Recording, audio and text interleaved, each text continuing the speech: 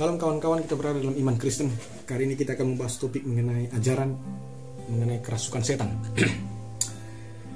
Dalam Kamus Besar Bahasa Indonesia menerangkan bahwa kata kerasukan menerangkan 3 hal. 1. Merasuki tubuh manusia. 2. Mendalam, meresap, berkesan benar. 3. Bercampur baul, bergaul. Dalam Perjanjian Lama dikenal istilah ruah tumah yang dalam bahasa Latin disebut immundus spiritus atau roh jahat. Dan dalam bahasa Ibrani dikenal juga istilah seirim yang diterjemahkan satir, yakni makhluk gaib berbahaya liar yang mengancam kehidupan manusia. Dalam tradisi Yahudi, jenis roh jahat atau setan perasuk dan pencoba atau penggoda ini disebut dengan nama Azael yang digambarkan dengan hewan kambing. Dalam Perjanjian Baru, kerasukan setan dalam bahasa Yunani dipakai kata daimonizomai atau kerasukan setan. Jadi kerasukan adalah cara iblis atau setan memaksakan kehendaknya kepada manusia atau mengendalikan manusia secara sadar atau tidak sadar untuk melakukan keinginan setan itu. Itulah mengapa gejala kerasukan setan selalu berkaitan dengan iblis atau demonologi dan pengaruh-pengaruh yang disebabkan oleh iblis kepada manusia itu, yaitu praktek okultis dan cara pelepasan dari kuasa setan yang merasuk manusia itu disebut dengan eksorsisme. Dalam Perjanjian Lama menerangkan, apabila roh Tuhan mundur dari hidup seseorang, maka itu akan menyebabkan roh-roh jahat akan mampu merasuki orang itu, seperti yang terjadi pada Raja Israel yang pertama bernama Saul dalam 1 Samuel 17 ayat 14-15. Akan tetapi Perjanjian Lama menerangkan bahwa musik, nyanyian, pujian melalui alat-alat musik seperti kecapi akan mampu mengusir dan membuat mundur roh-roh jahat itu dalam 1 Samuel 17 ayat 23. Perjanjian Lama juga menceritakan bagaimana nabi-nabi Baal pada zaman Elia yang pada masa pemerintahan Raja Ahab. Nabi-nabi Baal ini sampai kesurupan meminta agar ilahnya, yaitu Baal, memakan korban bakaran mereka melalui api. Tapi tak kunjung dijawab hingga nabi-nabi Baal itu kerasukan. Gejala-gejala kerasukan itu diterangkan Perjanjian Lama adalah mereka bersuara keras-keras atau berteriak-teriak, mereka menoreh-noreh badannya dengan pedang dan tombak dan berjingkrak-jingkrak dalam 1 Raja-Raja 18 ayat 25-29. Selain itu dalam Perjanjian Lama ternyata sifat bajingan dalam diri manusia yang ditandai dengan sifat kerakusan yang akut terhadap makanan yang menyebabkan watak bersungut-sungut untuk menyerang, menyudutkan dan menyalahkan orang lain adalah juga salah satu dampak dari kerasukan roh jahat atau setan. Hal itu dicatat dalam kitab Bilangan dalam Bilangan pasal 11 ayat 4. Begini redaksinya. Orang-orang bajingan yang ada di antara mereka kemasukan nafsu rakus, dan orang-orang Israel pun menangislah pula serta berkata, siapa yang akan memberikan kita makan daging? Bilangan 11 ayat 4. Hal ini digambarkan Perjanjian Lama ketika bangsa Israel dirasuki oleh roh kerasukan dan membuat bangsa itu menjadi manusia bajingan, yakni manusia yang bersungut-sungut terhadap Allah dan terhadap Musa hamba-Nya. Melihat watak dan sifat bangsa itu, bangkitlah murka Allah atas bangsa itu. Tetapi Musa memohon kepada Allah untuk tidak membinasakan bangsa itu, dan akhirnya Allah memberikan keinginan bangsa itu melalui fenomena daging burung puri dalam Bilangan 11 ayat 4-23. Dalam Perjanjian Baru diterangkan bahwa ada hubungan penyakit yang timbul dalam diri manusia dengan dirasuki setan atau roh jahat. Artinya gejala sakit penyakit yang ada di dalam diri manusia tidak semata-mata dikarenakan oleh hal-hal yang medis dan biologis, tetapi juga dapat disebabkan oleh pekerjaan-pekerjaan setan atau roh-roh jahat di dalam diri manusia. Seperti yang diterangkan Injil Matius pasal 8 ayat 16. Dikatakan begini, menjelang malam dibawalah kepada Yesus orang-orang yang kerasukan setan.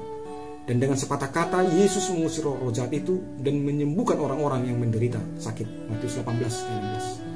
Selain itu diterangkan Perjanjian Baru bahwa setiap manusia yang kerasukan setan, maka orang itu akan menjadi sangat berbahaya dan membahayakan orang lain.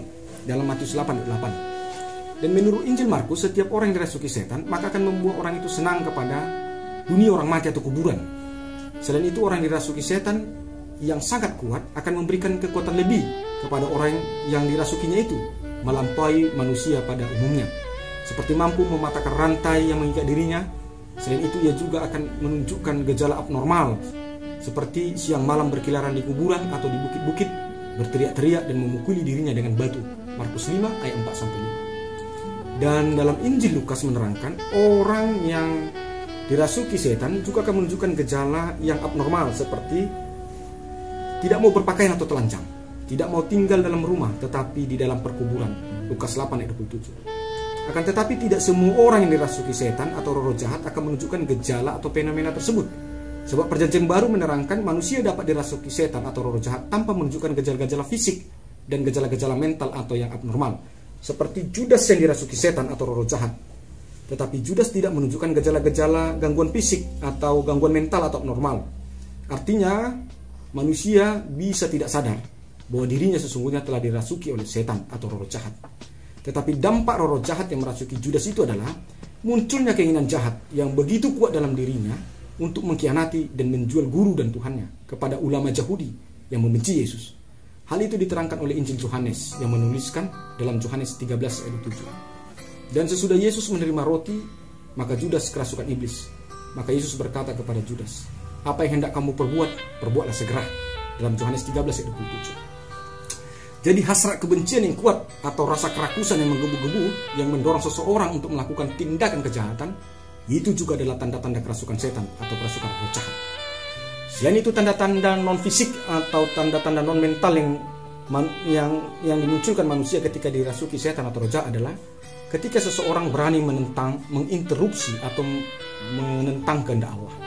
Seperti Petrus, ketika Yesus memberitakan kehendak Allah bahwa dirinya akan menanggung penderitaan, yakni dibunuh oleh para pemuka Taurat Yahudi, Petrus dengan sadar tidak sadar menginterupsi atau menolak kehendak Allah itu. Melihat hal itu, Yesus menengking atau mengusir iblis yang merasuki Petrus. Sekalipun Petrus tidak menyadari bahwa dirinya telah dirasuki iblis. Hal itu dicatat oleh Injil Matius dalam Matius 16 ayat 3. Maka Yesus berpaling dan berkata kepada Petrus, "Enyala engkau iblis, engkau suatu batu sandungan bagiku. Sebab engkau bukan memikirkan apa yang dipikirkan Allah, melainkan apa yang dipikirkan oleh manusia." Matius 16 ayat 3.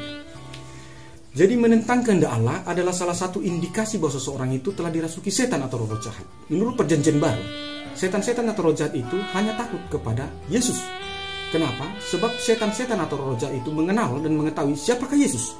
Itulah mengapa dalam Injil Matius, setan-setan atau roh jahat itu memanggil Yesus dengan sebutan anak Allah dalam Matius 8 ayat 9. Dalam Injil Markus, setan-setan atau roh jahat itu menyebut Yesus sebagai anak Allah yang maha tinggi, Markus 5 ayat 7. Dan Mesias, anak Allah, memiliki kuasa untuk mengusir, menghukum, dan menyiksa setan-setan atau roh jahat dalam Matius 8 ayat 29, Markus 5 ayat 7.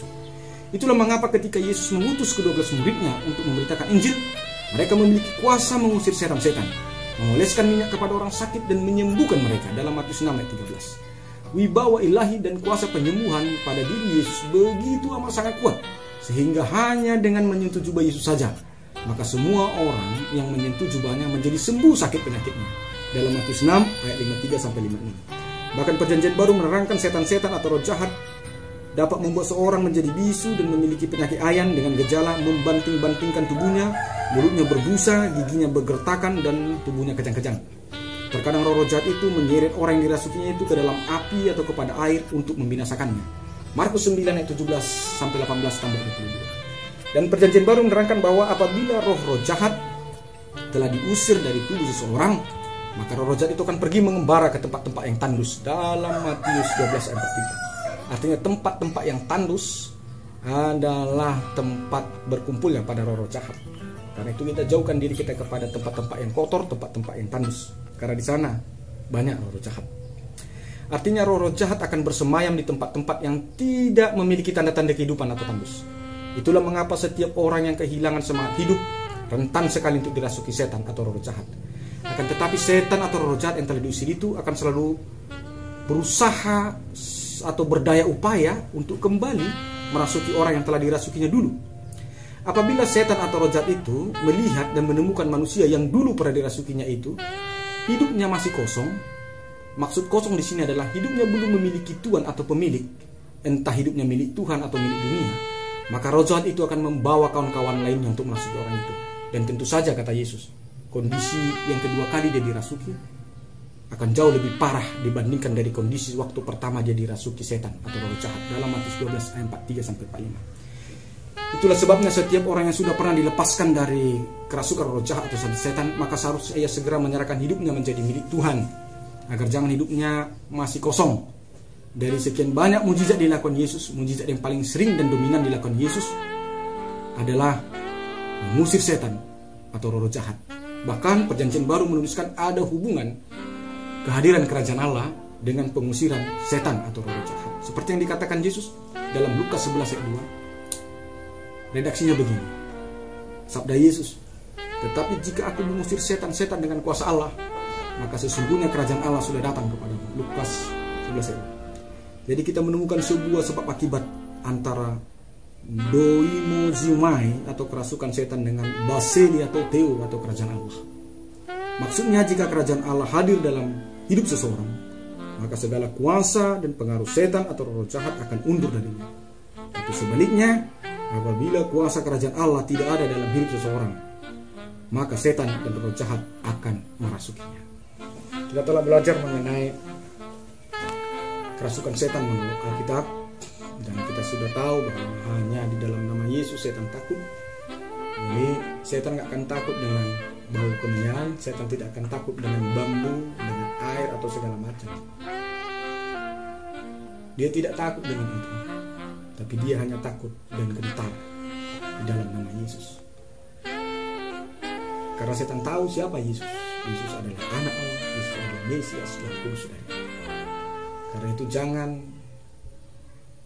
menjadi bodoh, jangan mau dibodohi oleh dunia ini dengan bambu kuning, dengan asap kemenyan, dengan air, dengan minyak, dengan batu, atau dengan kayu-kayu, atau dengan akar-akar.